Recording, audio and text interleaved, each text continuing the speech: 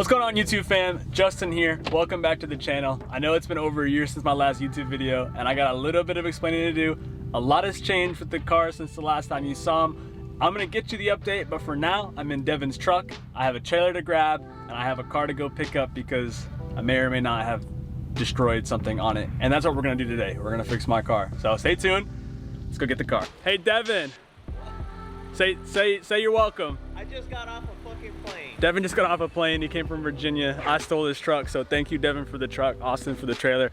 We're gonna load up the S14, get it over to Devin's house. The S14, it's gonna look a lot different than the last time you saw it, but yes, yesterday I filmed some rollers on the highway and I absolutely blew up my transmission.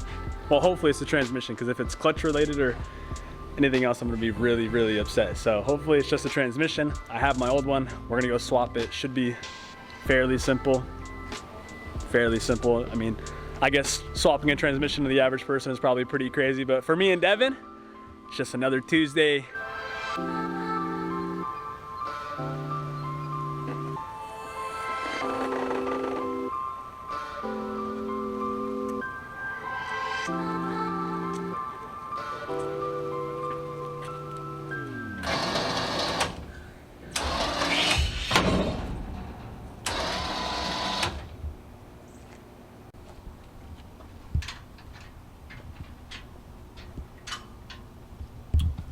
What do you think about this big dog?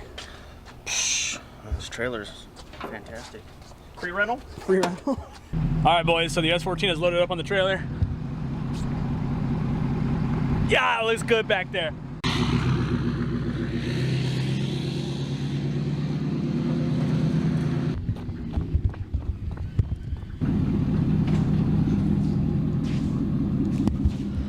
All right, boys, if you hadn't noticed, we made it to Devin's garage, JDM Spaghetti, home of all the JDM parts and goodies that live here in Louisiana. So, car's still on the trailer. We're gonna get it unloaded, get it jacked up, and we're gonna get this transmission out. Pronto. Pronto. Look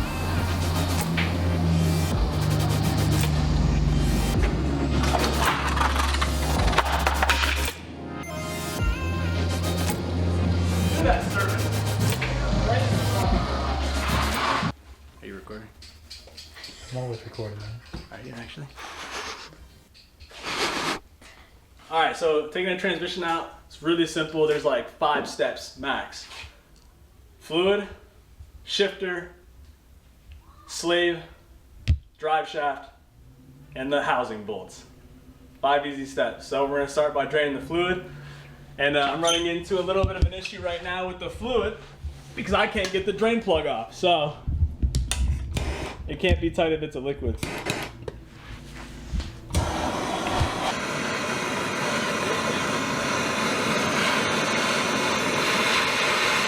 Good angle here. Oh, there we go. There we go. Welcome to Atlanta, where the haters hate, and we see glitter, because that's what all the Atlanta strippers like, right? No. Oh. All right, let's see if we'll focus up. We got a healthy amount of glitter. Oh shit. So the fluid didn't tell me much about how the internals of the transmission. There looks to be a little bit of glitter, some micro metal on the tip here. Pause. I mean, it looks all right. So we drained the fluid, step 1. Got to take the interior out, step 2. But I'm moving to step 3, which is the drive shaft. Now, luckily on my car, it is a 2-piece drive shaft, meaning it's in 2 pieces. So we have to come to the union here. Only 4 bolts. Take them out. Be good to go. Now that all 4 of these bolts are out, you can see that the drive shaft just slides right out of the back side of the transmission. This side goes in the transmission. This side goes to our union. One of the easiest steps in this process. So that drive shaft was one of the easiest. The other easiest part of this is taking apart the interior. So if you've never taken apart interior pieces, it gets very, very simple. You have some plastic trim with a boot, and then you have a metal and rubber ring here that kind of keep the fumes out of the transmission tunnel. So here is the top part of the shifting mechanism or the shifter here. There's gonna be 1, 2, 3, 4, 5, 6 bolts holding this plate on. We'll have to take those out because, as you can imagine, when we try to take the transmission out, it's gonna be hard with this sticking up that far. So yeah, interior, not much to explain, pretty simple. Here is that shifter plate that I was speaking of earlier. The 6 bolts hold it in. It's super simple. So now if you look at the top of the transmission where we saw before, hopefully we can get a quick focus on this. Here, this plate sat inside the transmission, and now you can just see that there's a whole transmission, whatever.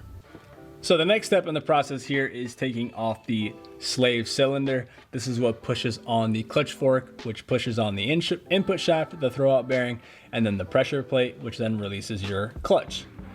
Only 2 bolts on this. This is an external slave, so it's very simple. There are ones that are internal to the bell housing of the transmission, and those can get pretty tricky, but this one's super easy. Only 2 bolts.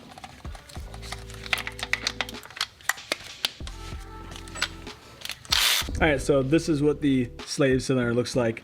Just a hydraulic piston action pusher here that pushes on the clutch fork. And it looks like it's in relatively good condition still. I did have to crack it open to move the line. It was in the way of the bolt, so I will have to bleed it, which is a little annoying, but should be all right. All right. Cold one for the boys? This one's for the boys for sure.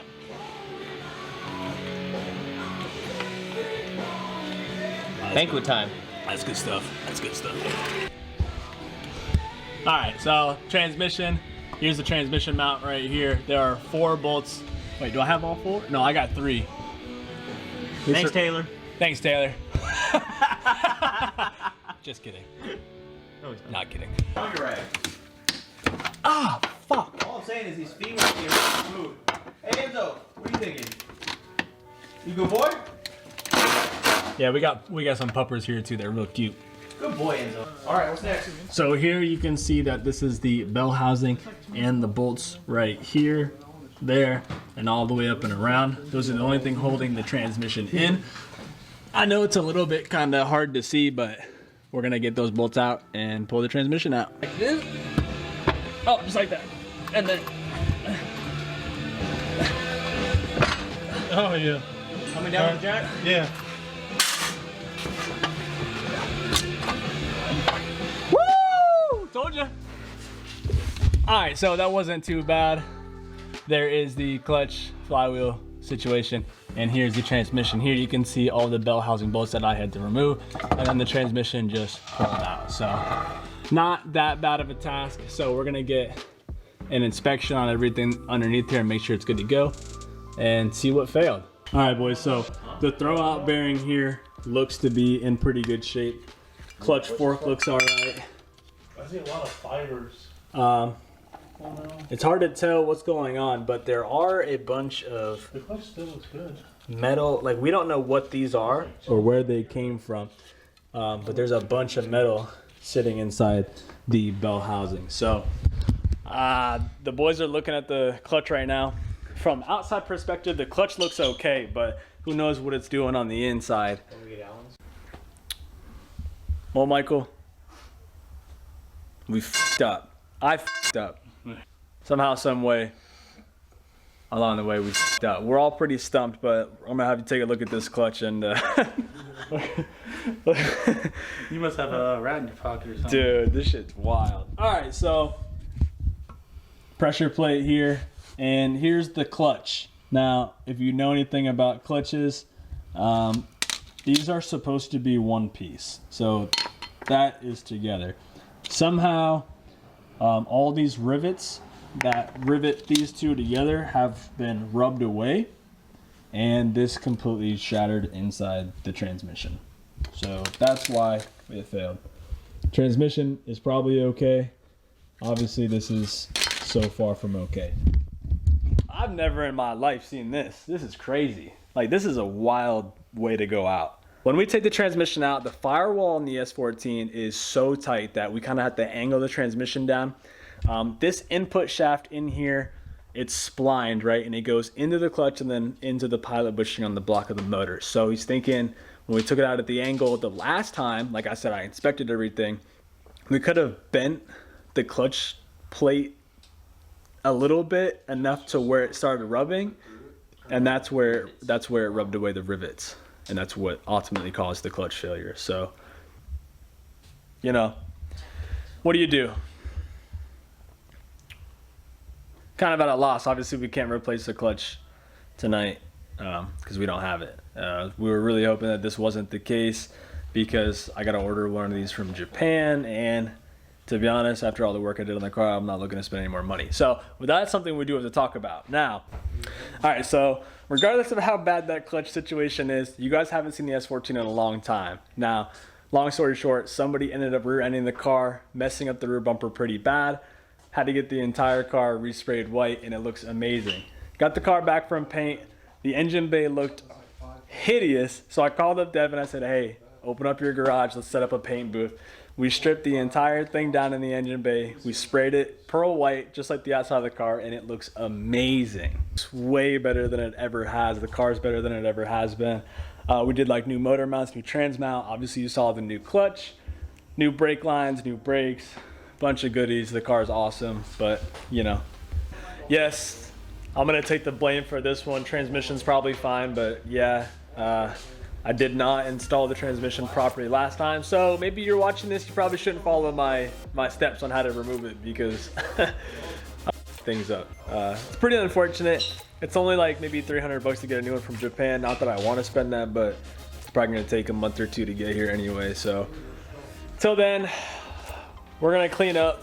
We're gonna get the car off the jack stands. Probably gonna end up trailering it to back again to my house, where it can sit for the next 3 to 8 weeks. Johnny boy over here has been running without a wideband sensor.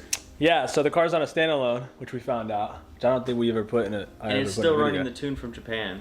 Yeah, 4-year-old tune. And he already has a downpipe that has a spot for a wideband. So it's basically a plug and play. We just gotta wire it up to the sensor and then put the sensor into the bung. Right, so a while ago we put the gauge in, and the gauge just reads whatever the AFR it's like normally set at. So everything's wired up. We just didn't have this because we were gonna wait to weld in the bung. And well, he's taken this car apart like 16 times, never noticed. I think more than 16, but yep, just a plug in the downpipe. This replaces it. And at least I could have known this entire time what my AFRs were, which is like the when he's biggest. Spanking limiter at 2200 when he pulls up to a car meet.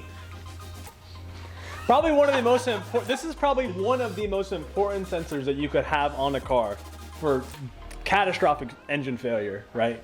And for the past 4 years, yeah, like you said, I've been spanking it. So we're gonna put this in and at least have one win for the day. It's really, I don't have much explaining to do with this, but you know, we'll get back to it. Huh? It was busting. God, excuse me. All right, please like, comment, and subscribe. Stay tuned for more content. Next video, the S14 should and hopefully will be back on the road, and we'll have all the great times banging limiter with the new AFR gauge, because we installed that too. We'll check that out later in the next video. All right, peace out, guys. You boys want to say goodbye? Later. Bye.